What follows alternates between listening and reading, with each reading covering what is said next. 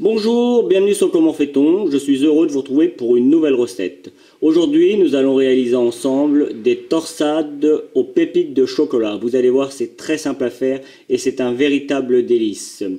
Je vous donne toutes les astuces et les recettes après. Donc si vous avez envie de savoir comment on fait les torsades, il suffit de me suivre. C'est parti! Pour faire les torsades au chocolat, aux pépites de chocolat, vous allez voir, c'est très simple. Dans un premier temps, vous devez faire votre pâte à croissant. Et évidemment, la pétrir, donner les tours comme une vraie pâte à croissant. Je ne l'ai pas fait devant vous, puisque je l'ai déjà fait de nombreuses fois. Par contre, je vais vous donner la vidéo avec toutes les instructions à la fin de celle-ci. Je ne sais plus sur quoi je suis parti, moi sur l'ancienne vidéo, je crois que c'était 1 kg de farine. Là, j'ai fait la recette pour 500 grammes, et normalement avec 500 grammes de farine, vous en avez assez. Alors vous partez avec 500 grammes, et puis après vous divisez tous les autres ingrédients. Pour la crème pâtissière, vous partez avec environ 1 ml de lait. Normalement, il y en a assez. Je l'ai parfumé avec du kirsch, tout simplement, et je l'ai fouetté pour qu'elle soit assez facile à travailler. Alors tout ça, on fait ça à l'avance. La crème pâtissière et la pâte à croissant et la façon de donner les tourages, je vous donne les recettes à la fin de cette vidéo. Donc maintenant, pour faire les torsades, donc on va étaler la pâte sur 40 cm d'un côté et puis l'autre côté on se moque un petit peu, le but étant d'avoir des torsades d'environ 20 cm. Et comme on va replier la pâte, 20 cm sur la partie où on va mettre la crème et le chocolat, et 20 cm que l'on va replier. Donc après, vous prenez toute votre pâte, et le but c'est d'avoir 40 cm sur une partie. Voilà. Donc, on va prendre 1 mètre, on va prendre à peu près 20 cm. C'est juste pour nous donner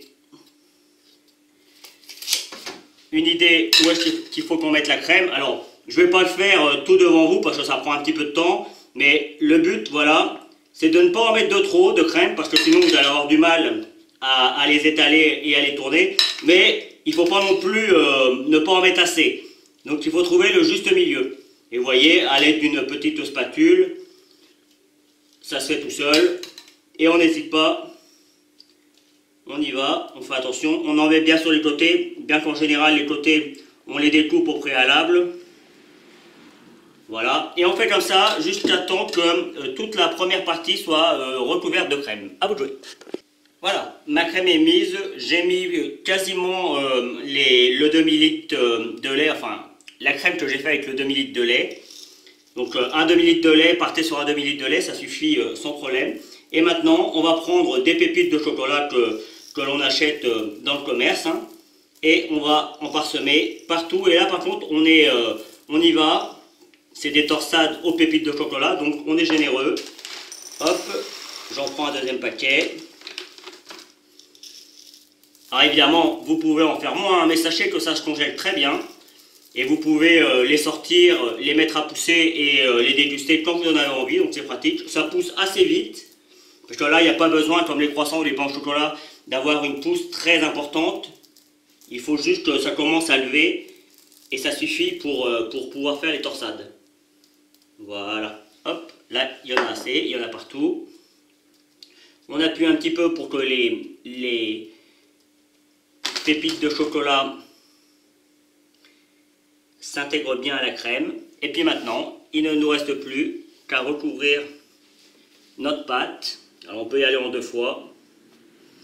Et là, ça va être le moment le plus délicat parce que la pâte à croissant étant un petit peu molle, la crème étant un petit peu molle, c'est pas le moment le plus facile où on arrive. Mais vous allez voir, ça se fait tout seul quand même. Je vais me rapprocher un tout petit peu pour que vous voyez mieux. Voilà. On va maintenant découper. Alors moi je vais découper la première bande. Je ne la mettrai pas en présentation parce que comme les bords sont pas très jolis, elle sera un petit peu moins jolie, mais ça ne va pas empêcher sur le fait qu'elle soit bonne. Donc hop, première bande, je la mets de côté. Et vous voyez, on fait une épaisseur d'environ 2 cm et demi, ça me paraît bien. Après, on peut les faire un petit peu plus petites, on peut les faire un petit peu plus grosses. Libre à vous. Voilà. Hop, là, on y est. Alors, je vais en faire plusieurs et puis après, je vais dégager un petit peu pour qu'on ait un petit peu de place pour que je vous montre. Mais vous allez voir, après, il suffit, comme son nom l'indique, de faire des torsades. Donc, il n'y a aucune difficulté. Voilà.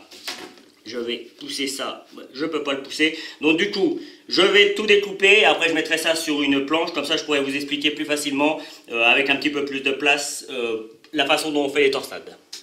Allez, pour faire les torsades, il n'y a rien de très compliqué. Alors, je vais le mettre comme ça vous allez mieux comprendre. On prend à peu près au milieu. Bon, en tout cas, moi, c'est comme ça que je fais. Et puis, vous voyez, simplement, on vient tourner sur elle-même la bande. Et automatiquement, ça les met en torsade. Il ne nous suffit plus qu'à les mettre sur une plaque. Alors, le plus idéal, c'est de le faire directement sur la plaque. Mais après, ça marche aussi très bien comme ça. Alors, vous avez vu, hein, dès qu'on laisse un petit peu, ça a tendance à coller, mais c'est tout à fait normal hein, avec la crème pâtissière. Donc, je vous montre directement sur la plaque, comme ça va être plus pratique pour moi. Donc hop, je prends à peu près le milieu et puis simplement, je viens tourner sur elle-même et je fais pareil dans le sens inverse. Et voilà, on a de jolies torsades. Alors on laisse un petit peu d'espace entre chaque parce que évidemment ça va pousser un petit peu. On va les dorer après. Je vous en montre encore une dernière que je vais faire à côté. J'ai un petit peu plus là, vous voyez, c'est ma torsade qui est pas très jolie, mais vous allez voir, une fois qu'elle va être torsadée, on verra plus trop la différence. Hop. Et voilà. Et je peux vous garantir que ça, c'est un véritable délice. Alors après, on peut les torsader plus ou moins. C'est une question de choix. Alors, une autre chose également, le temps que j'en fais une dernière, on peut faire des torsades avec de la pâte feuilletée.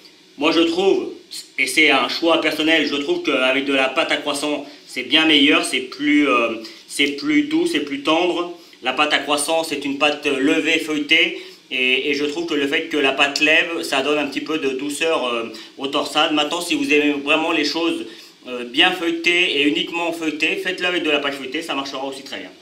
Donc là, hop, je mets ma dernière torsade.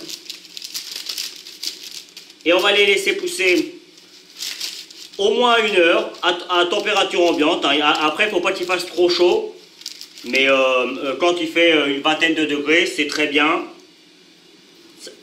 1 heure à température ambiante et on pourra passer à la cuisson. Moi, pendant ce temps-là, je finis les autres torsades.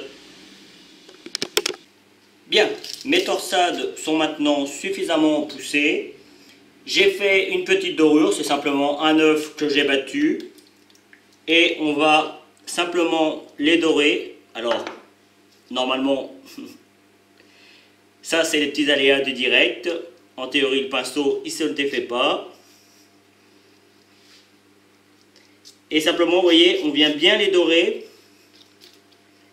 pour qu'elles aient une jolie couleur à la sortie du four. Alors, vous pouvez l'entendre certainement, j'ai préchauffé mon four à 180 degrés et la cuisson, il faut compter environ 20 minutes. Après, ça dépend des fours, mais dès que ça a un petit peu de couleur, on peut les sortir. Là, vous voyez, il n'y a rien de difficile. Hop, je fais le dernier. Alors, on pourrait prendre l'option de rajouter quelques pépites de chocolat. Moi, je ne le fais pas parce que vous allez voir au four, ça va encore prendre du volume. C'est normal, hein, c'est de la pâte levée. Donc, la levure va faire son effet quand on va les mettre au four. Donc, c'est pour ça qu'il ne faut pas les mettre trop levées parce que sinon, ça ferait des torsades assez grosses et c'est plus joli quand elles sont plus petites.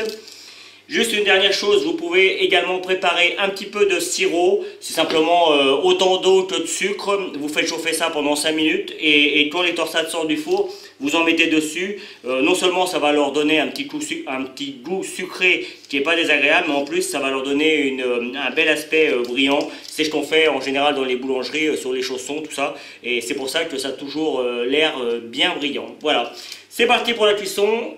je vous l'ai dit, environ 20 minutes à 180 degrés. C'est parti. Voilà, au bout d'environ 20 minutes de cuisson, voilà ce que ça donne. Alors, comme vous pouvez le constater, c'est bien brillant parce que j'ai mis le sirop comme je vous ai indiqué. Juste à la sortie du four, vous badigeonnez avec votre sirop et vous allez voir, ça a fait quelque chose de brillant et en plus, c'est bon. Donc, n'hésitez pas.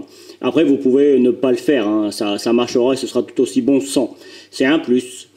Voilà, en tout cas, j'espère que cette nouvelle recette vous plaira. Moi, j'ai pris beaucoup de plaisir à la réaliser.